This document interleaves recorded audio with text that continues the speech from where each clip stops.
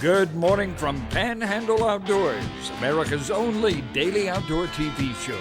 Your source for fishing, hunting, and information for folks who enjoy the great outdoors. Now sit back, relax. It's Panhandle Outdoors. Good morning, folks. Welcome to Panhandle Outdoors. I'm Winston Chester. Glad you're with us on this Monday morning. Always helps us get through a Monday watching a show like this. I enjoy doing it. I appreciate you watching it. High today is going to be 69, low 51. And of course, our weather brought to us by Gulf Coast Air Conditioning, and we're going to start needing it pretty soon too with the humidity out here. Drew Pollard and hard-working crew. Here's the coolest thing though. The water temperature brought to us by Allco Electric is hit the 70s for the first time this year. 72 degrees at the end of the pier. But stop and think about what happened. You know, we've had all this wind coming in strong, and it actually blows that warm current. I know the old timers know this, but we have a lot of people that moved in and watching the show and trying to help explain it to them what's going on with the water temperature because it's so important. Those currents are just, you know, they keep pushed and pushed and pushed, and now they're at the end of the pier. And that's why it's 72 degrees this morning. Okay, Monday moon phase brought to us by Coca-Cola. And listen, the moon of April and May is just so important when you get to the full moon phase. So the full moon now is going to be next Sunday on the 13th. Right now it's waxing up. So this coming Sunday, actually it's going to be pretty full Friday night and Saturday night. So it's going to be a pretty weekend. Hopefully, you know, we got some cool weather coming in, getting this old rain out of here. It's going to be a little bit cool, and then it's going to be warming on up. Our tide chart brought to us by Kent Forest Lawn. Today is Monday the 7th, and we have good strong tides for the next couple of days. But this weekend, with that full moon, what's going to happen to the tide? We're going to be flattening out. So, you know, balance everything out, see what you can do is best for the outdoors. Our wind direction, west-northwest at about 18 to 20, which is pretty strong. All right, let's take a break. We'll be right back. Okay, welcome back. I always enjoy reading the things y'all send in from different areas of our viewing area, and also from all across the country and all. Check this one out. This is from Charity of Heath. I won't read the whole thing. My wife's sharing one of the mullet plates. Since we live in Alabama, I'm thinking road trip.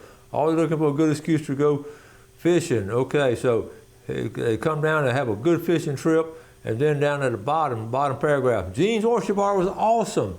Sharon first time eating mullet, and she said it was delicious. The loaded baked oysters were the best ever. When the cook comes by to ask you if you liked it, that says a lot about what they're serving. Thank you so much for your show and this opportunity. And here's some pictures of the fishing trip. They got some Spanish. This ain't bad running down for the day. Look at here. There she is at Jean's Oyster Bar. We accept cash only. I love that. And there's a marker right there, 1930. About to hit 100 years old. Look at that mullet plate there. Don't that look good? And the baked oysters, man, it makes me want to go get some today. Look at that. She caught all kind of fish. Good job. And thanks for sharing that with us. Okay, this is interesting now. This is on the Panama City Fishing page, just a information. The Tyndall iSportsman Pass, when it first came out, it was free.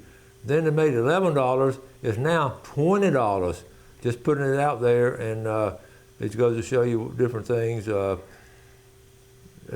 you go online if you find it. So anyway, you got to have that pass. It used to be free. All you had to go by and sign it. Now you got to take a $20 bill with you. So be aware of that as a fellow outdoorsman. J.B. Hillard on his weekly report, he went to Black Creek Lodge. Black Creek Lodge is a cool place and a nice place to launch. There are only 2 boats there. This was last Thursday, I believe. We quit about noon with 17 shell crackers, 3 bluegills, and 1 small bass. The water temperature is 72 in the lake we fish. Same as the last few trips. 1 here and 1 there / fishing. That's just moving along and it's throwing the pole out. But that's a good little mess of fish. And I left at that table. I have that same table right there. They're pretty old, but they last a long time. I thought it was a good picture from Cape San Blas of isn't that great? It's like they're posing for the picture, just the sun in the background, a great picture. And I was thinking, that's 2 bucks running together, I believe, but that first buck should be losing a horn soon. Okay, It's a little fuzzy, but the husband says, he has his wife are out, look, a shooting star, make a wish. And she said, I wish you would stop buying fishing rods. And then he says, oh, sorry, it's a plane. Okay, you get that, okay? All right, off the pier. We're talking about Spanish coming in. Jordan Cam, he got in some good ones. They're catching them at the pier fishing for Spanish. We talked about it on a regular basis. Let's go out there and just spread out and start throwing some gotcha plugs and just start watching the action. And he caught some nice ones too. Look at this, look at the mess of Spanish he caught. So pier fishing. Now it's been rough, so it's going to be the situation where you're going to just put it out there. Okay, this is from Rick Corley. He sent this to me. Just talking about last week. Some of y'all were talking about all the time he spent. Bottom line, okay, right here, top line. I started in 1958. He was adding up his hours of flying and also for on the water. So he had 11,000 hours of flying, okay, and he had $56,000 on the water. So he's put in 56,000 hours. So he put in 67 hours in the last 67 years on the water and in the air. So that we've clarified exactly how many hours. He's like Bobby Smith. He keeps everything exact. So that's a lot. Okay, I was going to cook alligator for dinner, but I realized I only had a crock pot. Okay. Good message here. David Robertson, I'm sorry. Hey, Winston, my name is David Robertson, and we moved down here 4 years ago. I've been watching your show for the last 2.5 years. You have a great source for fishing in this area. Hopefully one day I'll get to meet you. Hope so too, Dave, and how to get your name in the weekly drawing. I will add that. In fact, let me go ahead. Let's see, I got it right here. Let's go and do it right now. If not, we'll put it aside and forget about it. All right.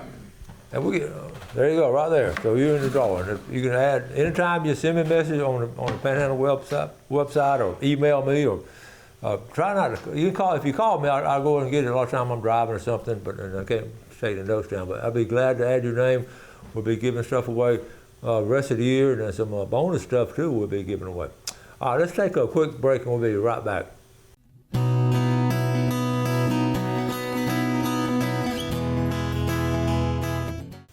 Okay, welcome back. Let me start on this section here. I want to thank Bill and Greg for taking the show last week. I was over in Tallahassee. Galen and I went over there for a couple of days for the legislative session. Mr. Prater met us over there, a Republican chairperson, but we went over there, or with the Republican Party, but went to see Missy Timmons, one of my former students who is a big lobbyist over there. I'm going to show you why we went. Bottom line was to, of course, try to get in some legislative offices and try to help out with the education system, but really, in particular, trying to get outdoor education in all 67 counties. And we started doing this last year over there, and my second trip, and that place is something else this time of year during the legislative session. I mean, boom, boom, people going all over the place, and it was always a sight to behold. So I want to share some pictures. I'm out of my outdoor uniform, but my cause is just. So here I am. I'm going to just go through some pictures. Please bear with me. This is at the governor's mansion. Had a little reception there. And the sheriff's group, all the sheriffs were the group ahead of us. So I got to see a lot of our local sheriffs. It was great seeing them. I got to go in there and there in the governor's office and pose and listen. Got to see the governor. He said, "Hey, Winston," he said, "I'd like for you to come over here and help me run things in Tallahassee." But I was telling him I'm going to stay and do Panhandle Outdoors. So it was a very nice reception, and got to see a lot of people. Really, really cool stuff there.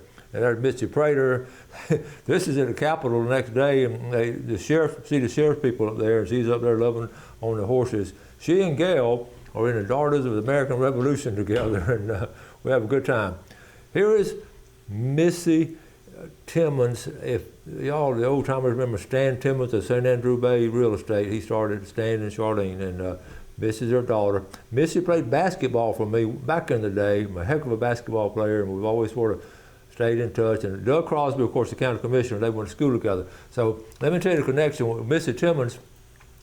Went to the University of Alabama. Wendy had gone there. Wendy talked to her to go to Alabama. I hope you know this story. I don't digress, but so she went to Tallahassee and just started working her way up and formed a lobbying company. Okay, and very strong in Tallahassee, very strong, believe me. I didn't know how strong it was till last year.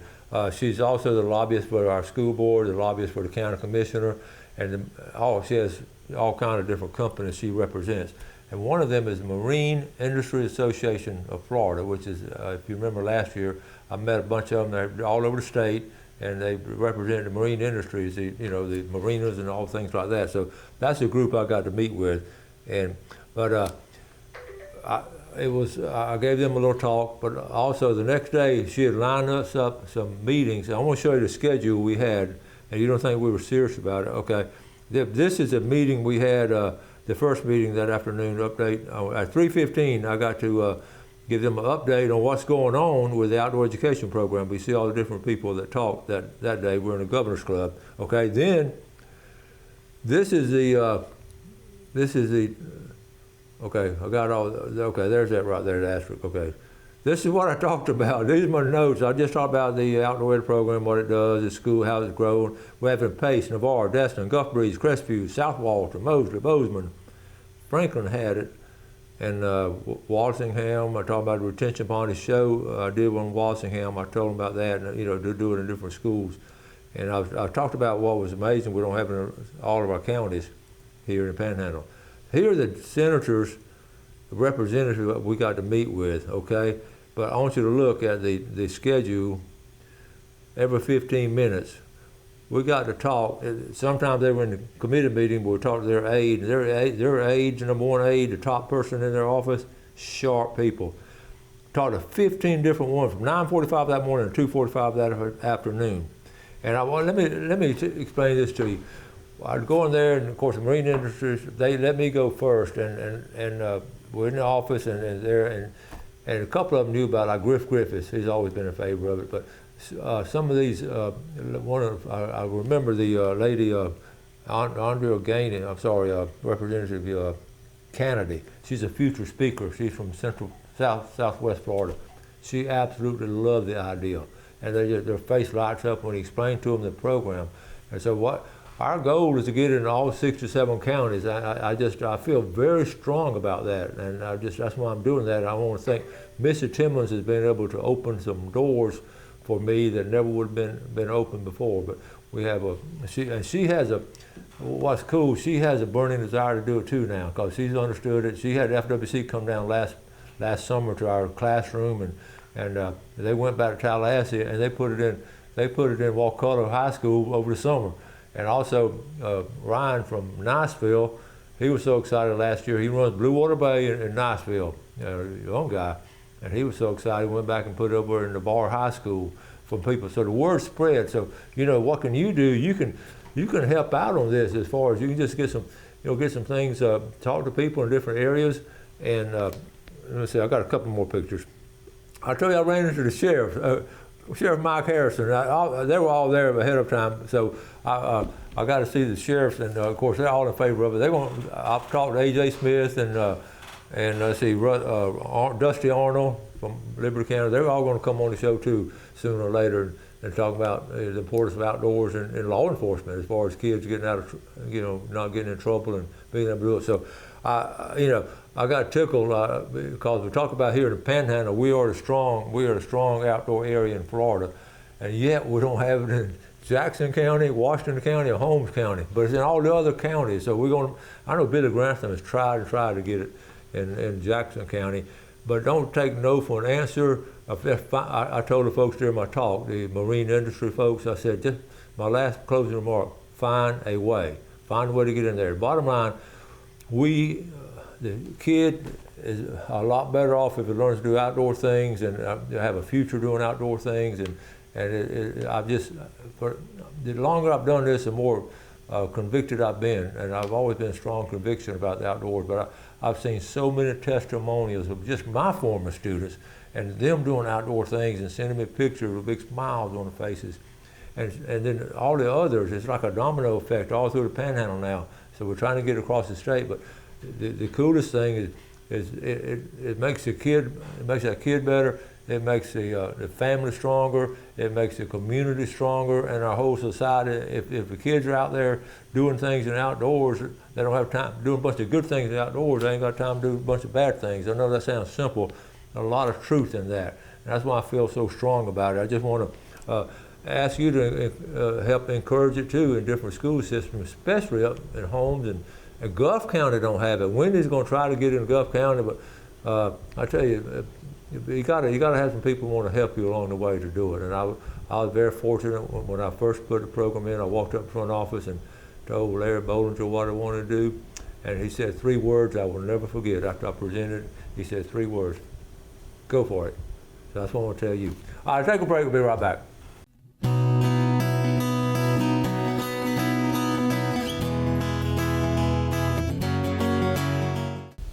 Okay, welcome back. Let's take a quick look at our fishing game time today, brought to us by Blue Water Outriggers in Port St. Joe. 8:04 to 10:04 this morning, and 8:27 to 10:27 tonight. And also, in closing of what I just mentioned in this last segment, I have the curriculum, and if you know, it could be a 9-week or all year long, and I have all the things you can do in it, and I'll be welcome to share that with anybody. In fact, a good friend of mine in the governor's office in the great state of Mississippi, I'm sharing that with them, and they're a little excited about it out there. So enough about that. So you know how I feel about it. I know a lot of y'all feel the same way because you've seen it work. We're talking about getting to springtime now. Springtime is here, and if you just walk around, you know, it's just beautiful. We're talking about the flowers and blooming and everything going on. It's just, springtime is great.